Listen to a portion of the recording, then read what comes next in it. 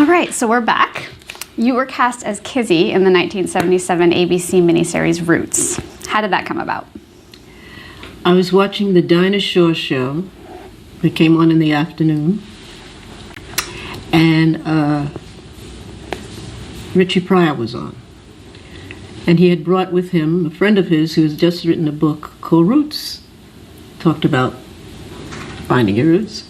And I was so fascinated by the whole subject matter, because Uggams, I still can't find out where that came from. And so I thought, I gotta get this book. And then Alex Haley said, and also ABC has bought the rights to do it as a show on ABC. And I went, wow, I would love to be a part of that. So later on that day, I mentioned it to my manager, and I said, you know, I saw this show, and it's about tracing your roots and all that. I said, it sounds really interesting, and they're going to be making a show. And then that was it. And then I went off to do some concert appearances, and when I came back, my husband said to me, you have an audition for Roots. I was like, what? Okay.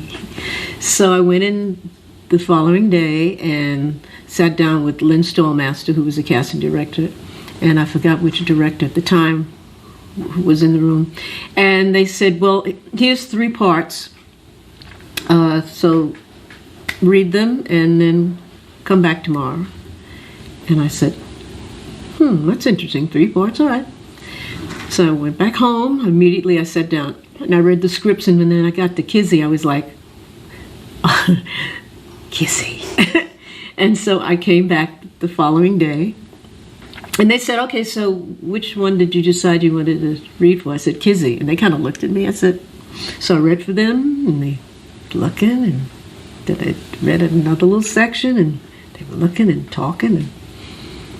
And then they had me go outside, and they wanted me to read one of the other parts. And then I came back in, and I read the other part, but I didn't want to really do that other part.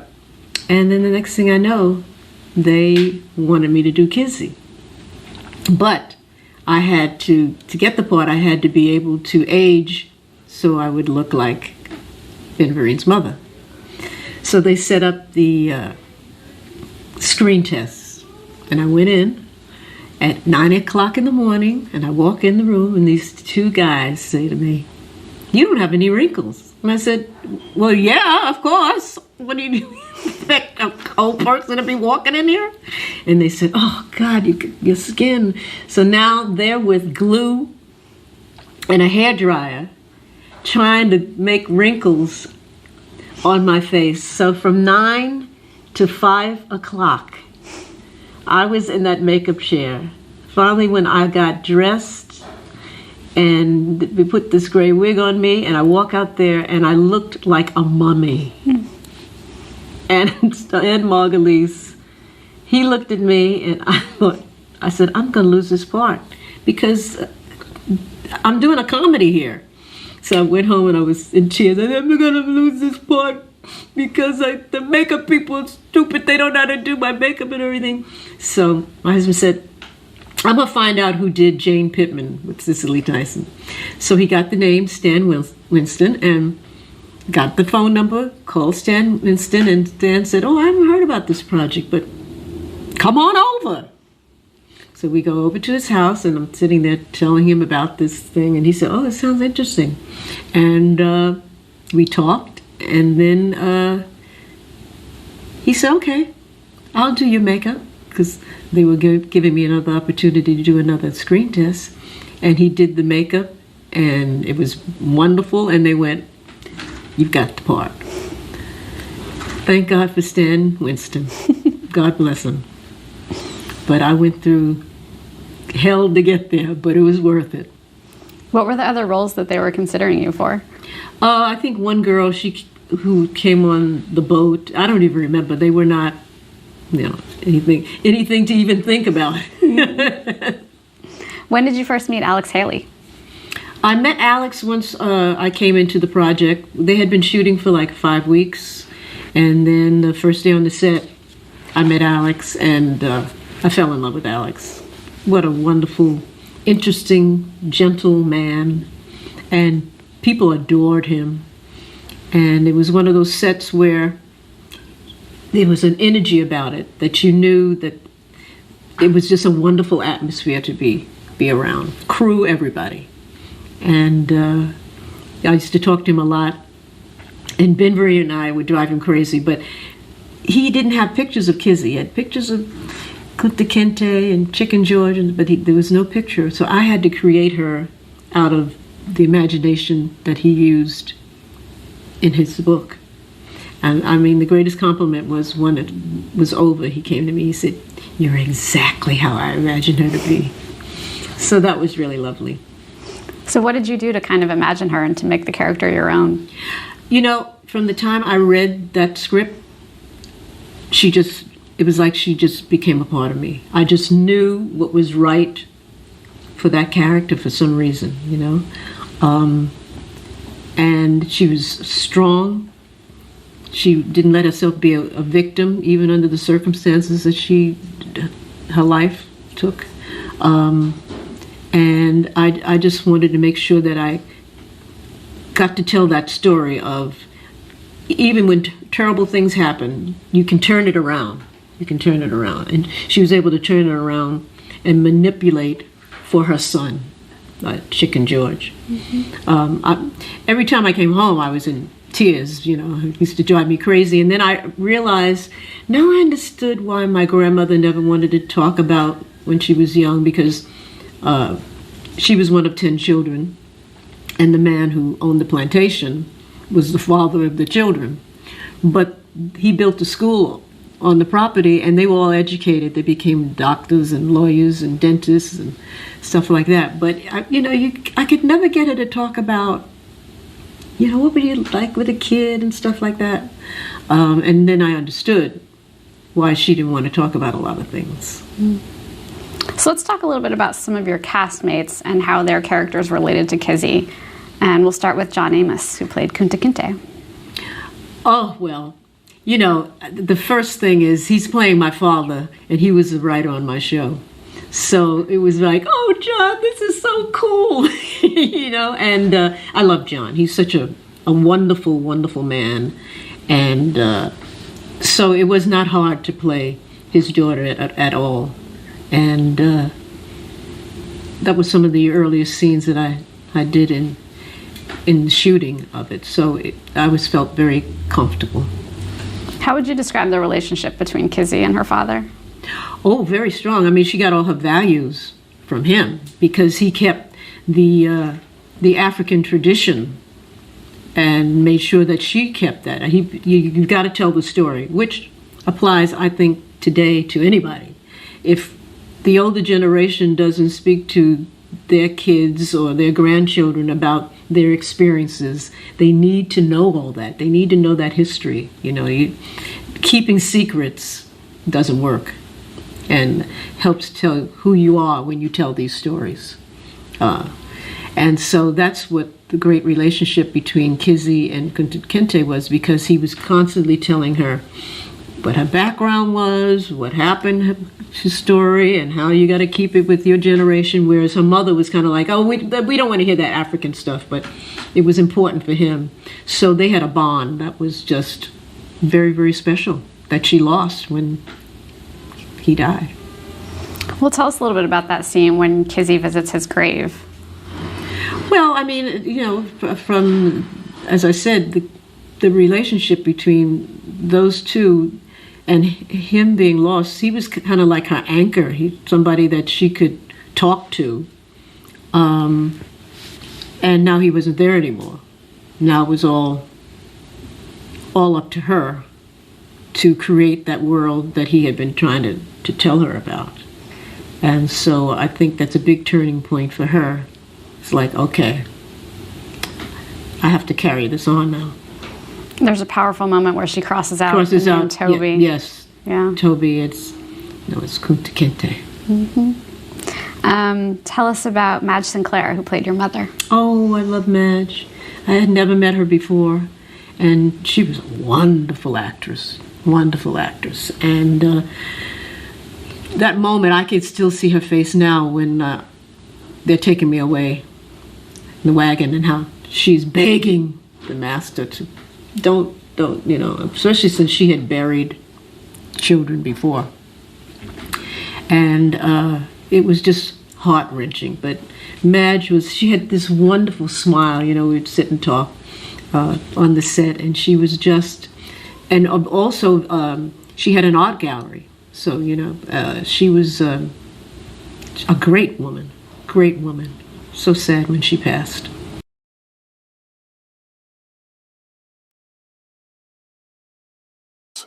What you do with? So you mentioned the scene in which Kizzy gets sold and is taken away in the wagon. Can you tell us a little bit about filming that? How many takes did you have to do? We only did 2, luckily.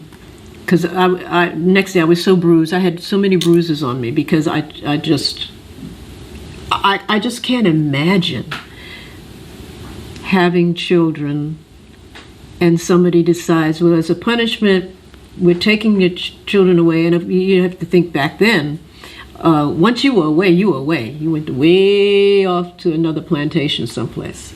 And so you never see these. There was no telephone, you're not supposed to be able to write, so you can't write a letter. And so it was just, I almost fainted when they said cut, because I was just, it was overwhelming.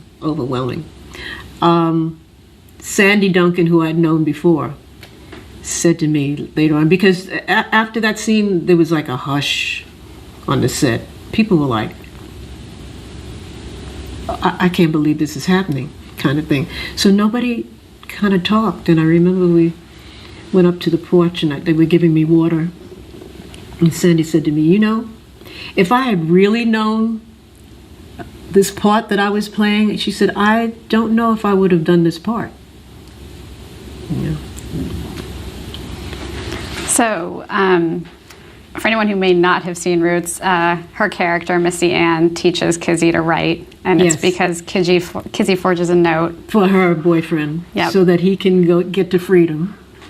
And naive enough to think that plan is going to work. Yeah. And of course, he gets caught, and then they put 2 and 2 together, and somebody had to write it, which also put Missy Ann, because you're not supposed to be teaching her how to read and write, but he's not going to punish her.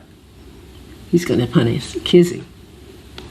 So talk a little bit about the quote-unquote friendship between Missy Ann and Kizzy. I think what happens is when, children, the song from South Pacific, you have to be taught hate, because children play with children. And so for Kizzy, she didn't realize that there was a difference. She knew that Missy Ann was wealthy and Kizzy was a slave, but they were best friends. They played with their dolls together, and then she was teaching her how to write, and I love you so much, Kizzy, and she hated when she had to go away. She was always excited when she came back, and so you think you're equal. And that was the moment when your best friend is going to say, no, you can't sell her. That's my friend. You can't. And Missy Ann does nothing, because Missy Ann is ticked off that she would dare write a note for somebody, and you're supposed to be my friend and you're helping. And so that is just heartbreaking as well, because what your mother had been trying to tell you, you're getting too carried away here. She is not your friend. You play together, but she is not your friend. And so years later, then, Kizzy and Missy Ann meet up again. Yes. Tell us about that scene. Oh, that's the best thing.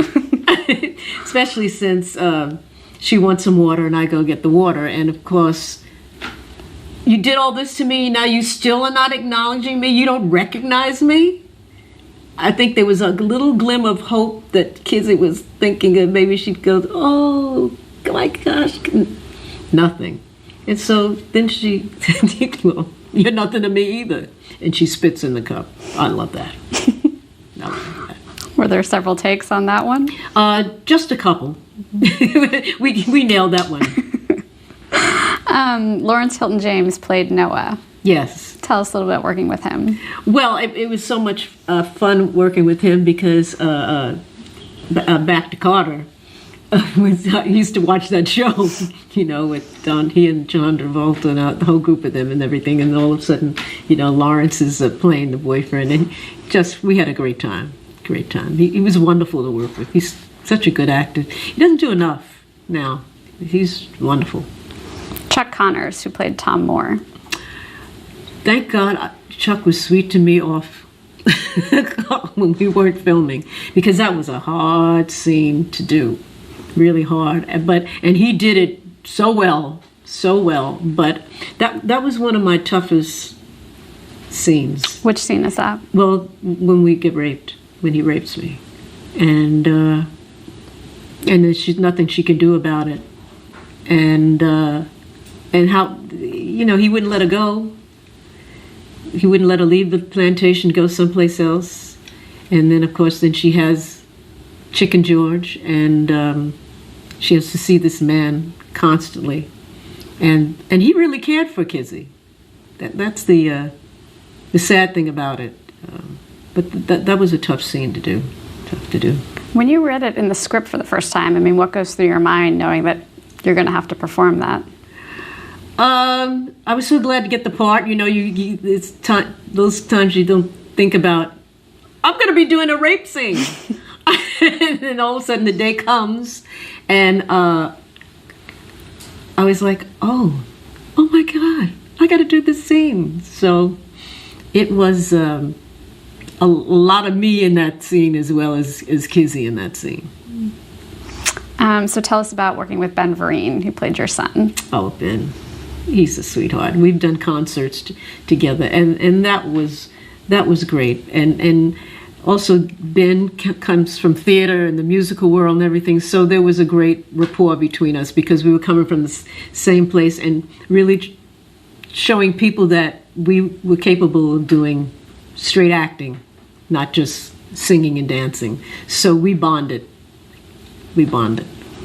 And you were actually only a couple years older than he was. Yes. Just about 4. Yes. So that's why the makeup screen test was so important, because they had to make sure that people put that out of their mind, when I'm playing up in that age. And I have to say, again, Stan did remarkable makeup, which was no thrill. 6 hours every time we had to put that makeup on. So I would be there like 4 o'clock in the morning. Everybody else comes in at 9. I'm still getting the pieces on. Oh, it was awful. What do you recall? Do you think you could have sat down for 5 or 6 hours putting on makeup for a movie? Recall about the scene in which Kizzy tells George that Tom is her father, or his father. Well, she had to do what she had to do because she didn't want him to, he thought that this guy was such a great guy. And he really believed that he had an interest in him and that they had a great relationship. And then she had to let him know, well, he should have a good relationship with you because he's your father. And of course, it's shocking for him, but she was just trying to let him know that if he was all that wonderful, he would have let you know that he was your father a long time ago. Mm-hmm. Don't trust him. What was overall production on Roots like? Where did your episodes shoot? Did you have a lot of rehearsal? No, we didn't have a lot of rehearsal. We would kind of block the scenes, and it was done on the ranch that they have out in California. So the scenes that I did, because I know when LeVar did his, he was on. They went to Savannah and did some of the shots and everything. But it was a lot of bugs. That's all I remember. So see that scene where Lawrence and I are kind of frolicking through and I was like, oh my God, there's so many bugs, and they love me. I'm getting so many bites. But it was a lot, because in driving from home to that place, it was a long drive, and then I would finish shooting, and then they'd have to take, especially when I started the older makeup, then they'd have to take the makeup all off, and then I'd have to, you're very noisy. You want to get all your stuff together, darling?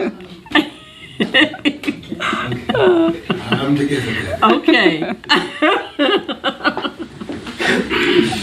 So it was a long, exhausting day for me, and then I'd have to drive home in that wonderful California traffic.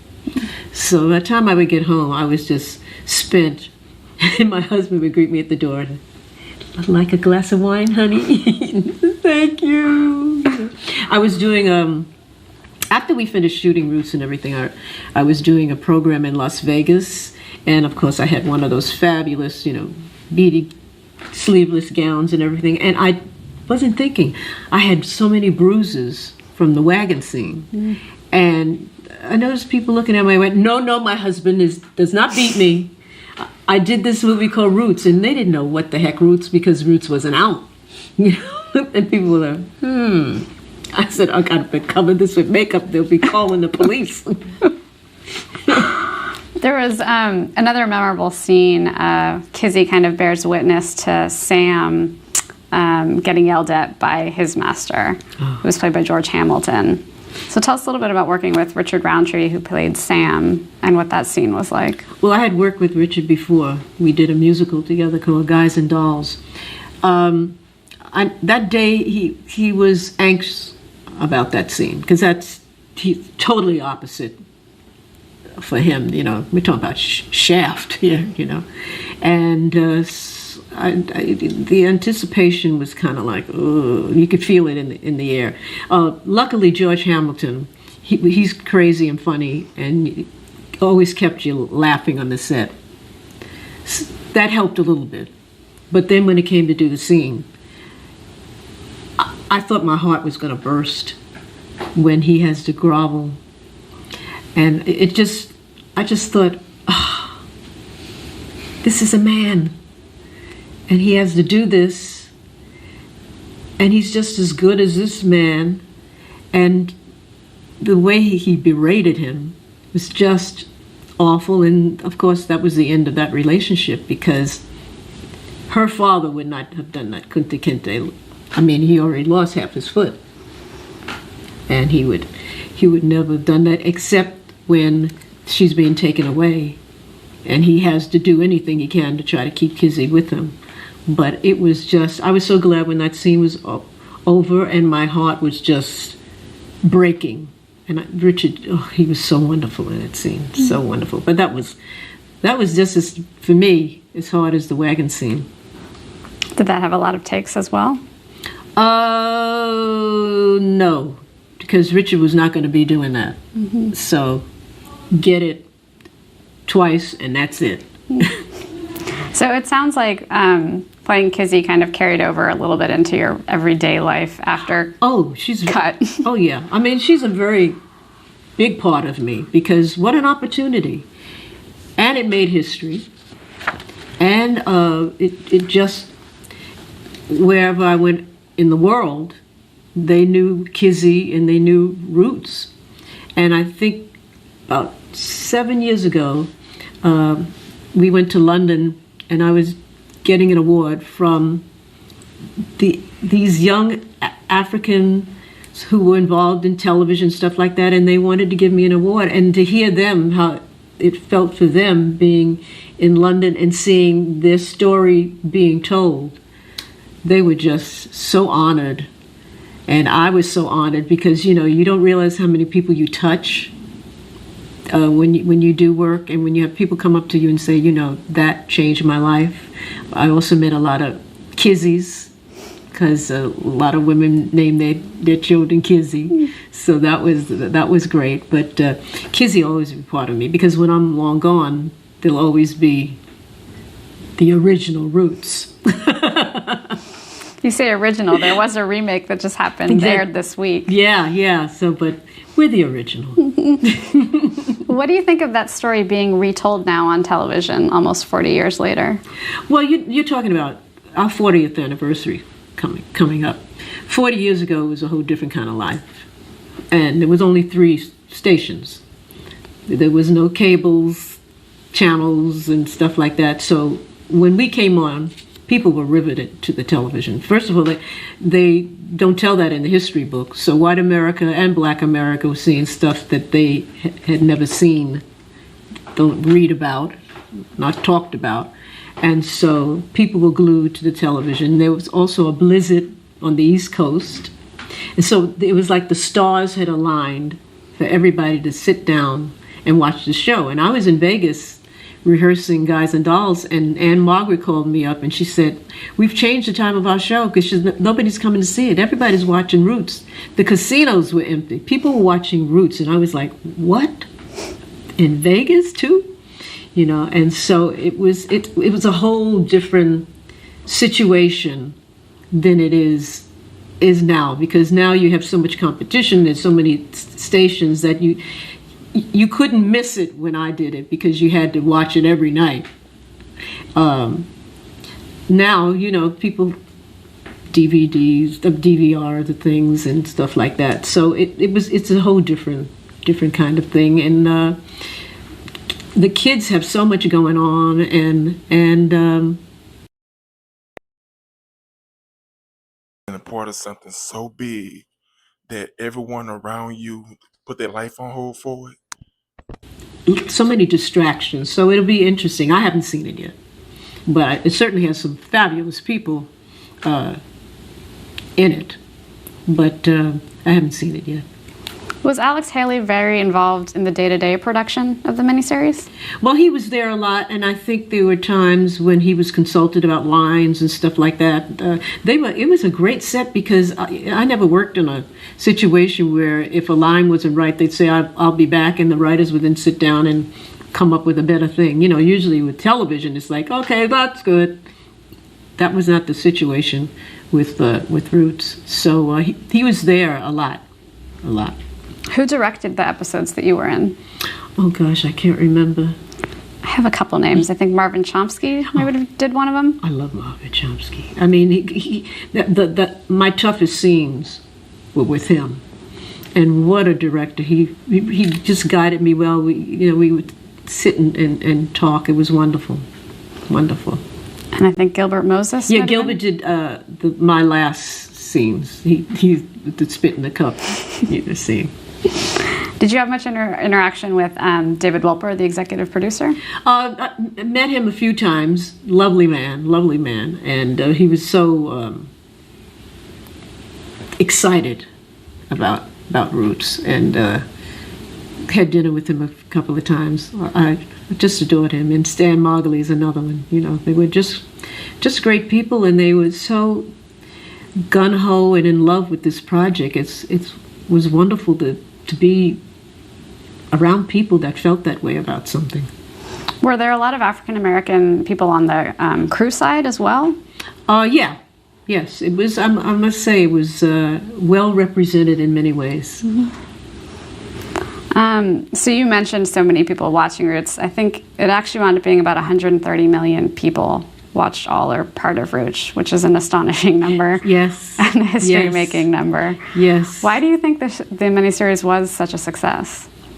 Because America got shown about the history that they were trying to keep quiet. You know, I know for African Americans, the fact that connecting Africa with America and seeing where you came from and the life that you led and stuff like that, and then to be shown how these people were put on these ships, how they survived to begin with. And then when they get there, they're sold like a piece of meat. I mean, that was, in many, many ways, people were like, how did this happen? How did this happen? A lot of school kids would come up to me. They were doing it as talking about it in school, which is wonderful. And that's another thing. People started talking about this. and wanted answers about how did this happen in history, and understood grandparents that, as I said before, didn't talk about things. It brought up a lot of things, and that's why you got that kind of audience. We didn't expect that, but I can understand it. So what do you think is the legacy of Roots? Well, I mean, we all want to know where we came from, who we are. And I think that's another thing that Roots did. All of a sudden, didn't matter what color you are, everybody all of a sudden wants to know about their ancestry. And it's very popular now. You know, you got the kits where you can find out, and all kinds of things. And that started that whole thing. So I think that's a part of it, the curiosity about who are we? Mm-hmm. There's so many mixtures. What's our background? All right, so moving on to another miniseries you were involved in, Backstairs at the White House. Oh, yeah. Tell us a little bit about how that came about for you. Well, for 2 years, I didn't do anything acting-wise. I mean, it's interesting. The men did more. They got more benefit out of Roots than the women did. And so 2 years later, this project comes up, and I thought it was just fascinating, because here this woman worked in the White House up until she left just before the Kennedys came in, and her whole story of how she got there, because she was a very talented dressmaker, and she watched her mother working at the White House and said, "Not me. I'm never going to be working in the White House. You can forget about it." And she was working at this great shop in Washington for this French woman who was telling people that she was making the clothes when she wasn't making the clothes. But then the Depression hit, and all of a sudden, mother said, "I got a job for you," and she wound up Lillian wound up in the White House. But she was feisty and wonderful, and I used to talk to her all the time, and we tried to visit her when we could. It was a great relationship. And the sad thing about it, they didn't bring the DVD out until years and years later. And people would always write to me and her, is there a DVD? And then she passed away. And then a couple of years later, the DVD came out. But that was a great experience. And of course, work with some great actors, and it was fascinating to see how active she was, because she had polio, and she had to use a crutch, and how she got around, and she had a great sense of humor, and so that was a joy. Now, the home base of the story was the mother and daughter relationship. Yes. And yes. Olivia Cole played your mother. She'd actually played your daughter-in-law. Yes. In Roots. That's my buddy. Yeah, she lives in Mexico, but we hook up whenever we can. And Christmas time, with Christmas cards, she'll tell us what she's doing. If an opportunity that she comes to New York, because her mom used to live in New York and stuff like that. And so I just adore her. She's a lovely, lovely lady. She's got a quietness about her. I can't even describe it. I feel like a breath of fresh air when I'm around her. She's like, "Leslie," it's like she's floating. She's a wonderful person. Are there any scenes in particular that really stand out for you, or any of the people who played the presidents or the first ladies that you enjoyed scenes with? My favorite scene is when the housekeeper gets fired. Because she's constantly telling Calvin Coolidge, "Well, the other president did this and the other president did that." And finally he says, "Okay, really? You're fired." Especially because off the set, there was some things going on there that were not very professional. So that scene is meaningful in many, many ways. Let me put it that way. Crew included, there was a lot of standing ovation being done. So let's talk a little bit about Fantasy, which was a game show that you co-hosted in 1983. Yes. Well, it was not so much a game show. It was a show where we tried to make dreams come true for people. And within it, we had this section called Spotlight, where we discovered, Melissa, I can't get my tongue working. Melissa Eldridge happened to be a person we discovered, and I had forgotten about it until I ran into her, and I was saying, "Oh, Melissa, I'm such a fan of you." She said, "Leslie, you discovered me." I went, "What? That was you?" But that was a fun show to do, and that came about out of the blue, something I wasn't planning on, and it was fun, a lot of fun, and we just created so many wonderful things for people. And one of the things I remember is that there was a woman who was a school teacher, and she was trying to adopt a child from another country, and she was having difficulty, and she came on our show and she's telling the story, and then I brought out the baby, and I keep in touch with her today. She's girls out of college now and everything like that, but things like that, you just go, wow. Mm-hmm. So the show did some really good things for people. And I think Peter Marshall was your co-host? Oh yeah, Peter, that's my buddy. I love Peter. Well, I did Hollywood Squares, so we had a great time together because, and in fact, he was the one that got me involved in fantasy, because the original person that was doing it with him, there wasn't clicking that well, and he said, "Leslie," and they called me up, and we worked it out, and I wound up doing it with him, and so we had a great time. And he's another one that we keep in touch. And you won a Daytime Emmy for fantasy. You know what? And the funniest thing about that, when I got the nomination, Peter said to me, "Oh, you'll never win, one or the other." And then all of a sudden they said, "You won." I said, "What? I could have been there so I could get my Emmy." That was great. And listen, a woman with all those men, mm-hmm. I'm just saying. Mm-hmm. So let's talk about a few of your other TV appearances in the 70s, 80s, and 90s. You were on the Mod Squad. Yeah. Tell us about that. I don't remember much about it, because first of all, it was like these people, they were all so hip and everything. I don't even know how I was fitting into that storyline, but it was interesting. I must say it was interesting, but it was like I was in and then I was out. You were on The Cosby Show. Yes, with the Felicia, mm-hmm. playing her best buddy.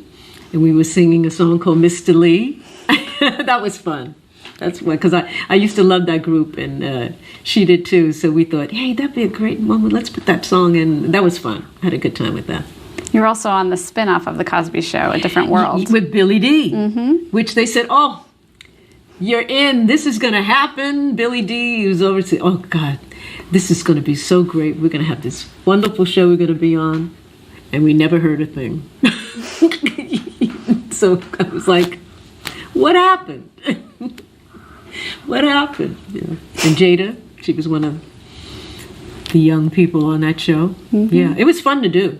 And I've known Billy since I was like 8, because his twin sister and they were friends with my cousins. So whenever I would visit them, I'd see Billy and his sister, and so we knew each other. In recent years, you've continued to do some dramatic appearances on television. Yes. You were on The Good Wife. The Good Wife. Yes. Tell us about that. Well, I loved Juliet Margulies, and that was so much fun to do, but we shot it in an actual prison, and that was kind of interesting, because you had to leave all your ID at the gate. You couldn't take anything with you, and I thought, this is a little too close for comfort. And we went into this place, and it's like, I don't want to do anything bad. I don't want to be put in jail for anything. No, thank you. And we shot, one of the scenes there, and it was very eerie, very, very eerie. But again, she's so wonderful. So we got along great, and it was a fun shoot. Great staff of people. What was the character that you were playing? I played the mother of a guy who's going to go to the electric chair. And I have 2 sons, my other son and I. He finally says that he will allow us to come because he didn't even want his family to be there. he was in denial.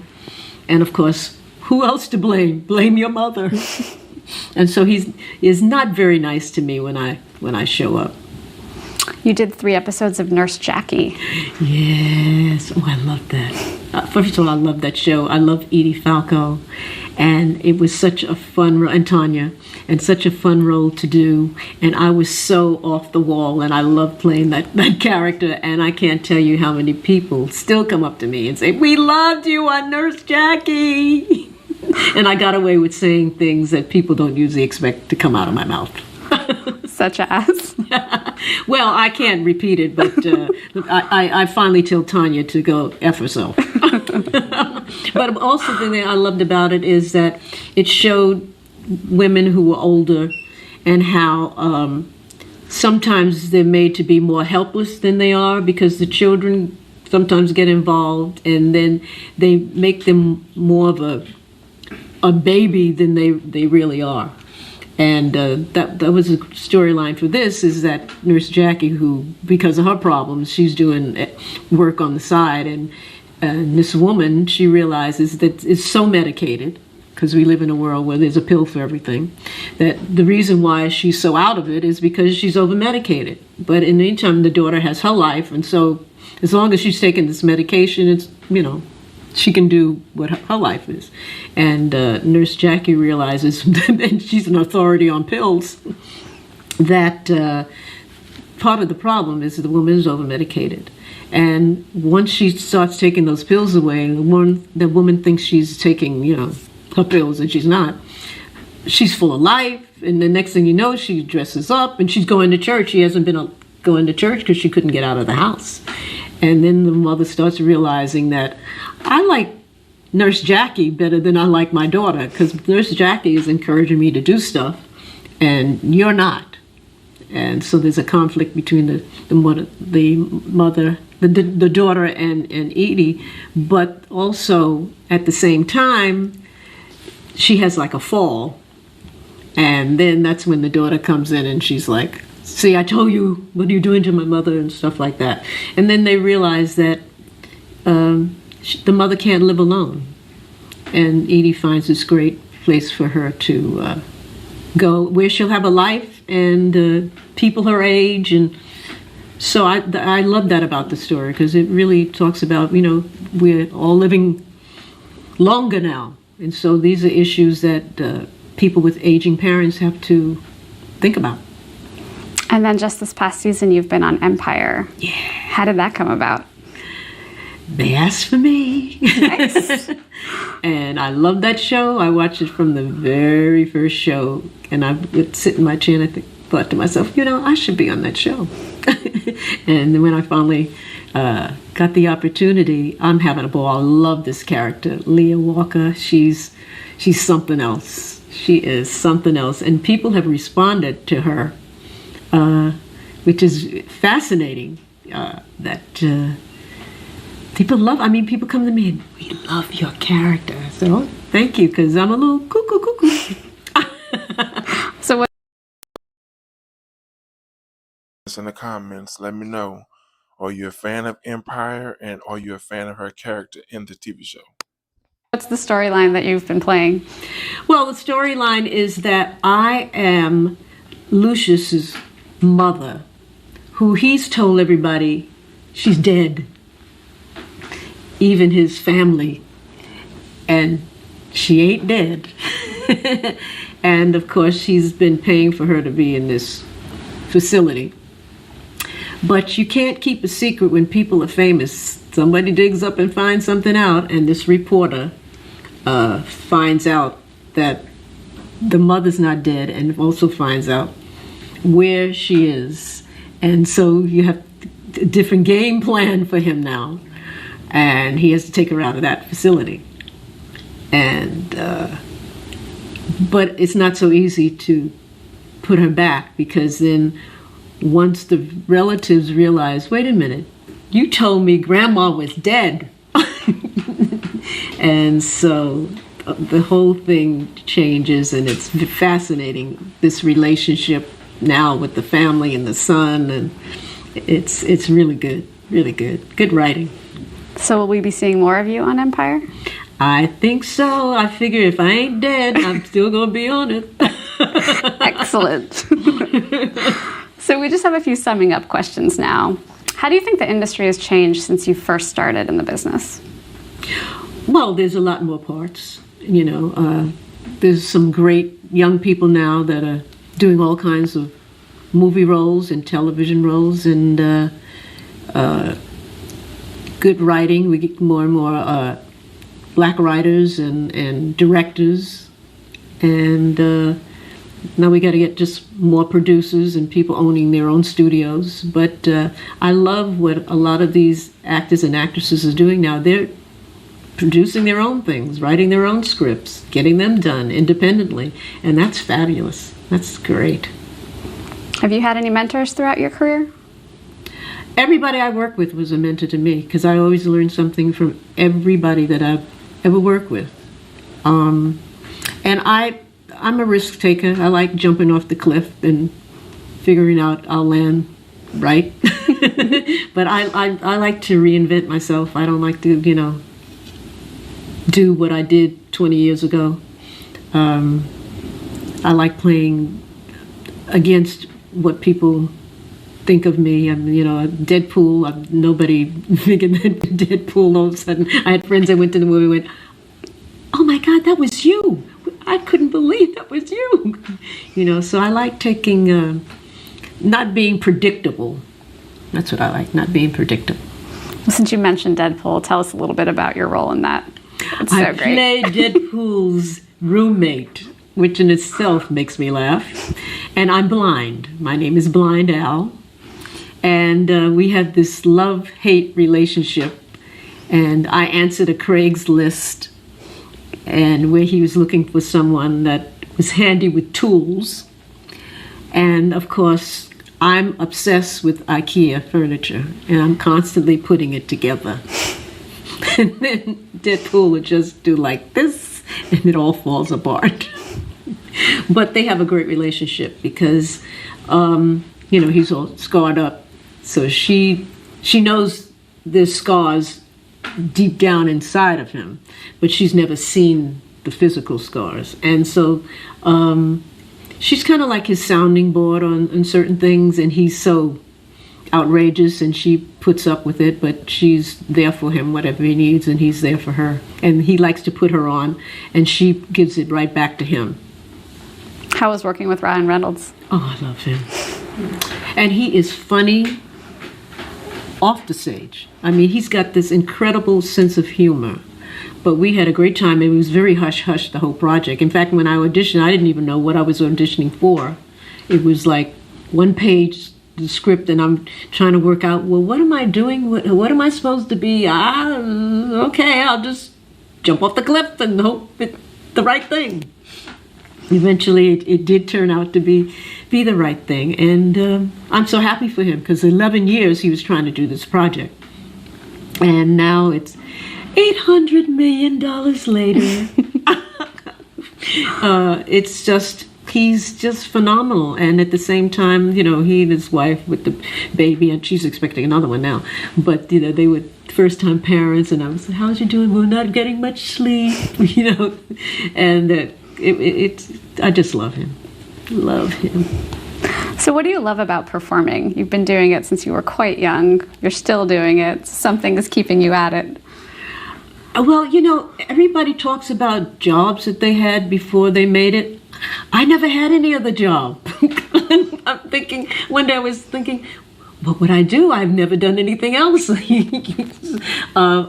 I'm blessed because I do some things that I love doing and get paid for it as well, And I like working. I tried once when I first got married, and I took off 3 months, and the next thing I know, my husband was calling my manager to get her a job, get her a job. She's not functioning well, not when she's not working. Yeah, I have to do something. I have to do something. Even when I'm off, I'm doing a project, needlepoint, knitting, something. I just have to keep busy. Do you have a favorite of all the songs in your repertoire? I love them all. But I have to say that when I met my husband, who's Australian, one of the songs that reminded me of him, and I think the same for him, is Somewhere. Because who the hell thought that I would be going to Australia and would meet my husband in Australia, in a country that I wasn't even familiar with? And the next thing I know, we are married.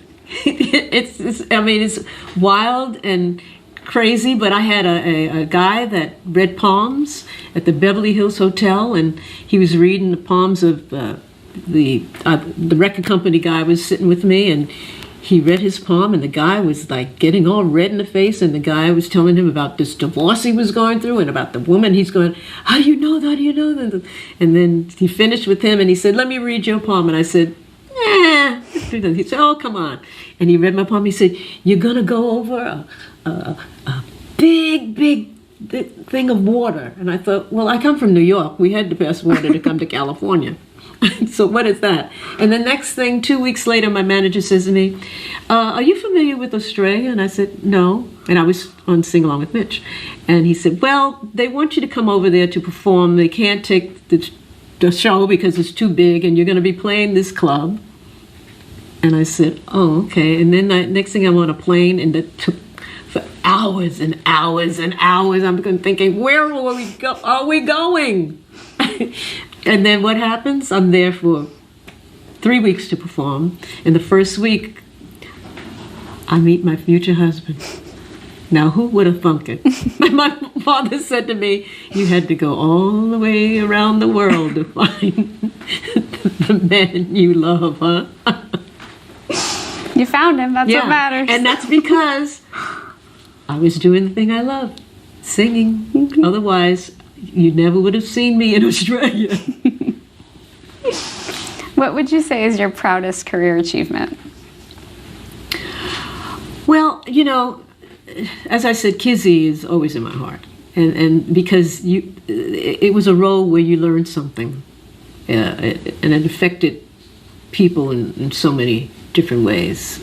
I have to say also my first Broadway show, Hallelujah Baby, that was groundbreaking too, because it was a story about two men in love with my character, one white, one black, and it was about the changes in America and the civil rights thing. So that was another role that stays in my heart. But the best role for me is I got a great husband, and I got 2 great kids, and now we have a grandbaby. Congratulations. So, when all comes down, I love doing the work, but when you have your downtime, it's nice to know that people love you and you don't have to be performing. You're just, happy, and life is good. Your 2 children are in the business as well. Well, my daughter sings with this fabulous choir called BIV, and they are awesome, and they do a lot of work. My son was an actor, but then he finally said, I can't do this anymore. I don't do well with poor. So he's in the civilian world now. But they both are talented people, but he chose not to be involved in that anymore. But they were around it, when you have kids in this business, whoever you are, and they're around it and get to meet people. A lot of times some want to be in it, a lot of times some don't want to be it, but they were around it from the time they were babies. I'd be in the dressing room doing a show, and they be in their little crib and hearing mommy sing and stuff like that. So it's kind of natural, Mm-hmm. So they were with you a lot of the time when you were performing? Oh yeah. But our daughter, at 5 weeks, we were on the plane to Australia.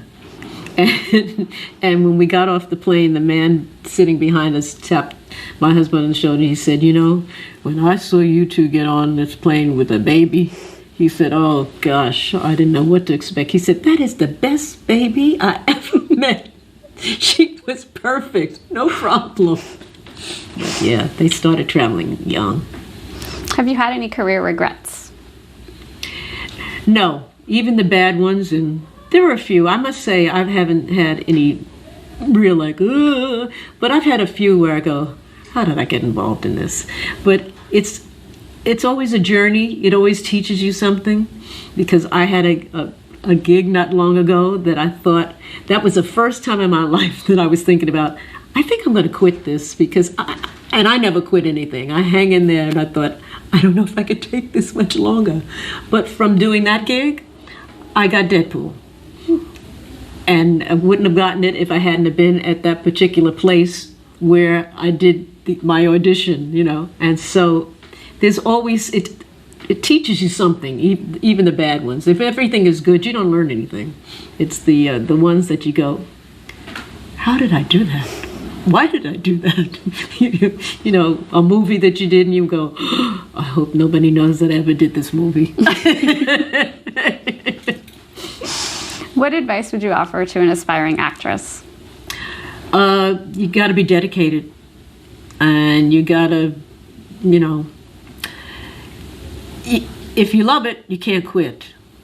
But it's a lot of work, and you know, sometimes people think it's easy, but it's not easy, and you really have to know your craft. You can't wing it, not if you want to sustain. You know, most of the people that I know in this business, they've worked hard, they studied their craft. They didn't just, you know, we have shows now that, you know, people go, ah, and, you know, they have a career. But to sustain that career is not easy. But when you know your craft and you do it well, you have a great opportunity. Still, nothing is guaranteed. Anybody who gets in show business, have a second job. Because, you know, it's not for everybody. It takes no prisoners, this career. But kids need to know what they're doing. You know, I've worked with some kids, and the director will tell them to do something, and they have no clue what he's trying to say to them. You have to know your craft. Then our last question is, how would you like to be remembered? She had a great time doing all the things she loved. Fantastic. Thank you so much for sitting down with us today, Leslie. You're welcome. It's been a joy. Ask her about her greatest acting experience ever. Which was what? Poor Pretty Eddie. That's what I was talking about when I said, oh God, please. That's a book. My friends keep saying, you got to write the book. Oh God, it's going to be a long book. I have some stories of Play On is another one in the book. Oh God. You know, where you have done things and you go, how did I get involved in this? Did you ever, You have just listened to and watched Leslie Uggams' interview, part 2 of 2. Let me know what you think in the comments.